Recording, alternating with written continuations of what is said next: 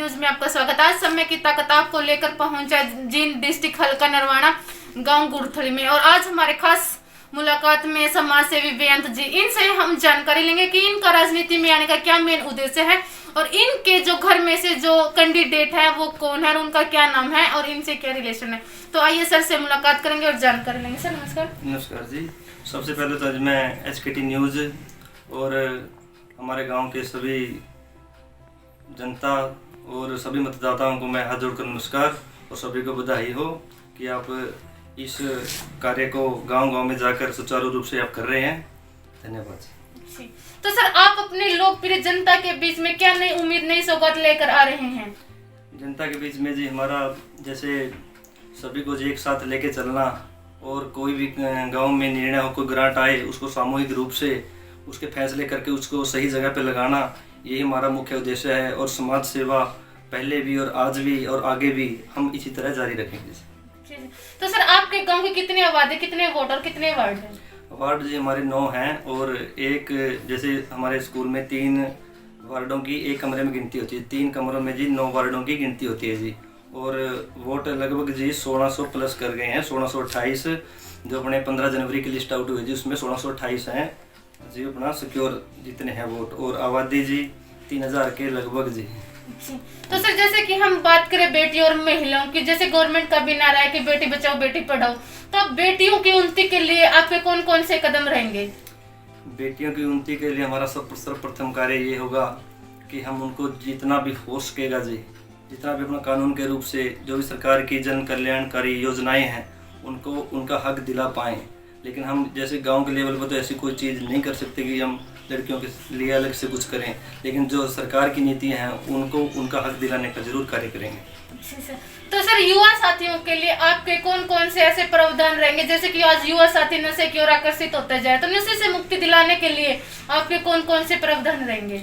नशे से मुक्ति के लिए तो जी बच्चों को खेलों की तरफ आकर्षित करना, हमारे स्टेडियम में उनको अच्छी सुविधाएं देना। जैसे स्टेडियम की तो है लेकिन उसमें कुछ सुविधाएं नहीं हैं, तो यही हमारा सर्वप्रथम कार्य रहेगा कि बच्चों को ज़्यादा से ज़्यादा सहूलियत दें ताकि बच्चे खेलों की तरफ आकर्षित हों। जी सर। तो सर एक विकसित गांव को एक शहर की तरह विकसित छोटे से गांव को कैसे विकसित किया जा सकता है? छोटे से गांव जी, लेकिन ये अपनी सोच पे डिपेंड करता है कि एक छोटे से गांव कैसे ऊपर लेवल तक लेके जाएं। सबसे पहले है हमारी पंचायती ज़मीन। पंचायती ज़मीन का आज तक उसमें कोई जैसे साधन वगैरह नहीं है, तो सबसे पहले है कि उसको उसमें साधन लगाएं जैसे, और हमारी ग्राम पंचायत की आमदनी को बढ़ाएं। अगर ग्राम पंचायत की आमदनी बढ़ेगी तभी हमारे गांव में विकास कार्य सुचारू रूप से होंगे। ग्राम पंचायत की आमदनी बढ़ना बहुत ज़रूरी है। जी सर। अगर बात करें सर सौंदर्यता की, तो सौंदर्यता किस प्रकार से बढ़ाई जा सकती है गाँव की? सौंदर्यता के लिए जी जैसे हमारी बाउंड्री है, बाउंड्री पे कूड़ी सिस्टम है, कूड़ी लगी हुई है, उनको समय समय पर जैसे उसको ना ही गिरने दें, अगर गिर भी गया तो जल्दी से जल्दी उसका उठान हो। और हमारे जो बाउंड्रीज हैं सड़क की, उनके चारों तरफ अपना छोटे हैं जो ज़्यादा बड़े पौधे नहीं होते, छोटे पौधे जो सुंदर पौधे फूल वाले होते हैं उनको वहाँ पे लगाने का कार्य किया जाएगा। जी सर। सर जो सरपंच होता है पूरे गाँव का मुखिया होता है, तो उस सरपंच के कितने विषय होते हैं? विषय होते हैं जी जो सरपंच को अपने सुचारू रूप से और अपने लगन के साथ करने होते हैं जी, और गांव के विकास में अपना योगदान देना होता है जी। तो सर राइट टू रिकॉल क्या होता है और क्या मीनिंग होता है?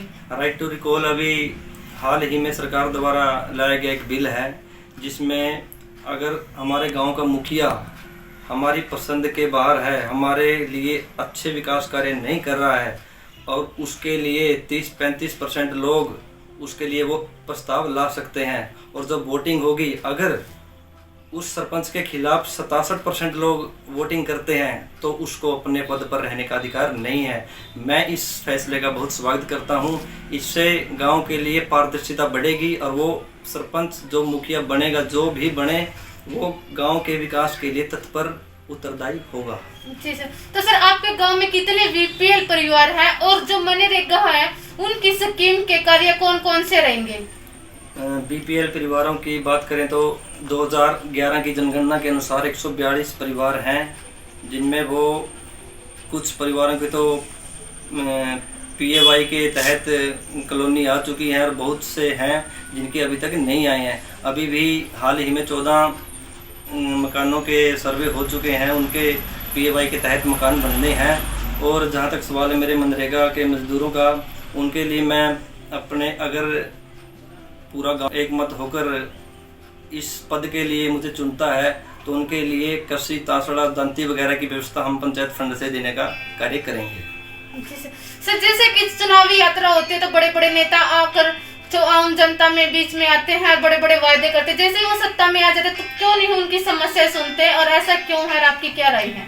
राय ये है जी, जैसे नेता हैं वो अपनी लिमिट से बाहर होके वादे कर देते हैं लेकिन उनको इतना निभा नहीं पाते हैं, इसीलिए उनको ये इन कार्यों का सामना करना पड़ता है। वादे वो करो जो अपनी लिमिट में हो और उनको पूरा किया जा सके, ऐसे वादे इंसान को करने चाहिए। जी सर। तो सर आपके गांव की सबसे बड़ी समस्या कौन सी है? उस समस्या का निवारण आप किस प्रकार कर सकते हैं? सबसे बड़ी समस्या है जी, हमारे इस टाइम में मौजूदा जो सरपंच है वो छोड़ के गया है जी, विरासत में है और विरासत में उनको मिली है।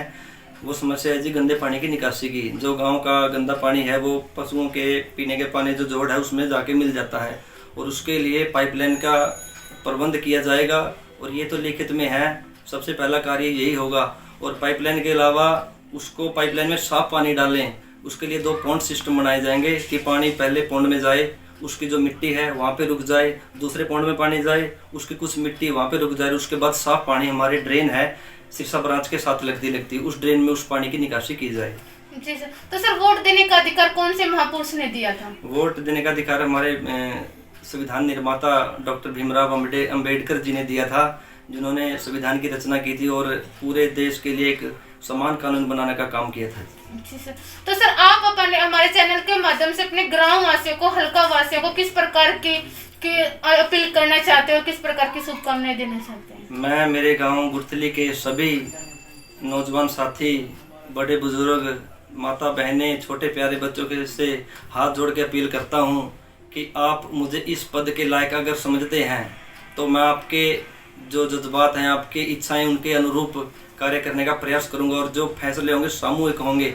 ये नहीं कि उसमें 1-2 बंदे की चलेगी, ये नहीं है। जो फैसले होंगे आप आपसी सहमति से होंगे, किसी की एक बंदे की नहीं चलेगी और पारदर्शिता के साथ उस पंचायत को कार्य चलाने का कार्य किया जाएगा। और दूसरी बात, हमारा इस पंचायत चुनाव लड़ना कोई पैसे खाने का कोई इच्छा नहीं है, जैसे कईयों की होती है पैसे बनाना। हमारा पैसा बनाना कोई इच्छा नहीं है। आप हमारे ऊपर किसी भी टाइम RTI लगा सकते हो, कुछ भी कर सकते हो अगर आपको किसी काम में कोई परेशानी देखी जाए।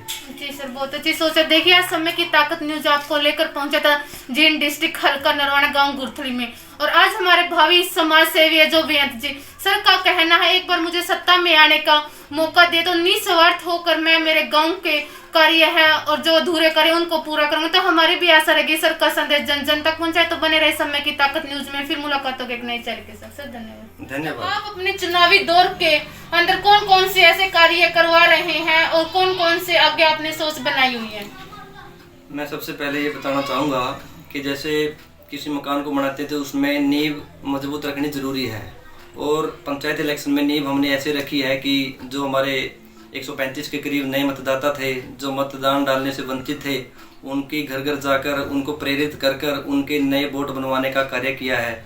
और 135 वोट हैं बिल्कुल फैक्ट के साथ, एक भी कम नहीं और एक भी ज़्यादा नहीं। हो सकता है आंकड़ा 1, 2, 5, 7 का और बढ़े, और हमने ये कार्य बड़ी सहनता के साथ किया है और अपने घर घर जाकर उनको प्रेरित किया है। 135 वोट नहीं। धन्यवाद।